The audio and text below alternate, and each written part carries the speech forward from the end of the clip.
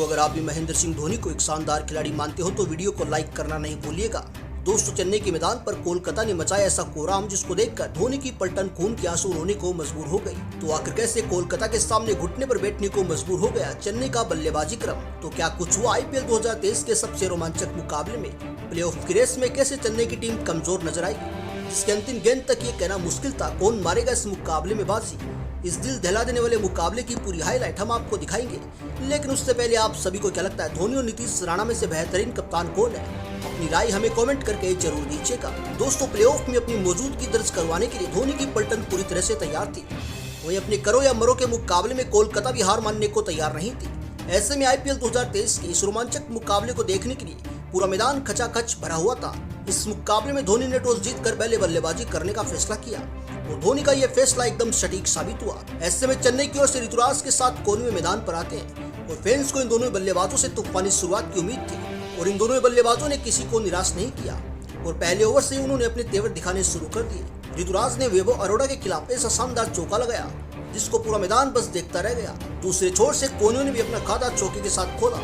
इन दोनों ने एक बार फिर अपनी टीम को शानदार शुरुआत दिलाई और दोनों बल्लेबाज कोलकाता की गेंदबाजी क्रम को तहस नहस करने के इरादे से मैदान पर आए थे और पहले 3 ओवरों तक उन्होंने चेन्नई को 24 रनों तक पहुंचा दिया था। अब यहां से बस रनों की रफ्तार को बढ़ाना बाकी था और उसमें भी ज्यादा समय नहीं लगा। अपने तेज गेंदबाजों की पिटाई को देखकर नीतीश राणा ने वरुण चक्रवर्ती के हाथों में गेंद थमाई। अब नीतीश राणा को किसी भी कीमत पर विकेटों की तलाश थी। हालांकि वरुण का स्वागत ही गायकवाड़ ने शानदार चौके के साथ किया, लेकिन फिर वरुण चक्रवर्ती ने पलटवार करते हुए गायकवाड़ को 17 के स्कोर पर चलता कर दिया। चेपॉक के मैदान पर सन्नाटा छा चुका था। उनके आउट होने के बाद रहाणे मैदान पर आते हैं। हालांकि विकेट के बाद भी कोहली ने इसी ओवर के अंतिम गेंद पर एक और चौका ठोककर अपने तेवर साफ तौर पर जाहिर कर दिए। दूसरी ओर रहाणे भी जमकर कहर बरपा रहे थे और मैदान पर आते ही रहाणे गेंदबाज पर कहर बनकर टूट पड़े और रहाणे ने हर्षित राणा की धज्जियां उड़ाते हुए सबको हैरान कर दिया। जी दोस्तों, पारी का 5वां ओवर लेकर आए हर्षित राणा को रहाणे ने एक चौका और एक छक्का ठोककर कोलकाता की गेंदबाजी क्रम को पूरी तरह तहस नहस कर दिया। पूरा स्टेडियम चेन्नई के नारों से गूंजने लगा था और देखते देखते 6 ओवरों तक इन दोनों बल्लेबाजों ने अपनी टीम को 50 के पार पहुंचा दिया था।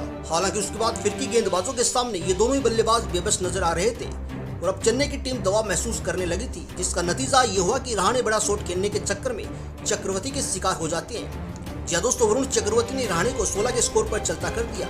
उनके आउट होने के बाद अंबाती रायडू मैदान पर आते हैं और वो भी कुछ खास कमाल नहीं कर पाते और सुनील नारायण ने 4 के स्कोर पर रायडू को चलता कर दिया। पूरे मैदान पर मातम पसर चुका था।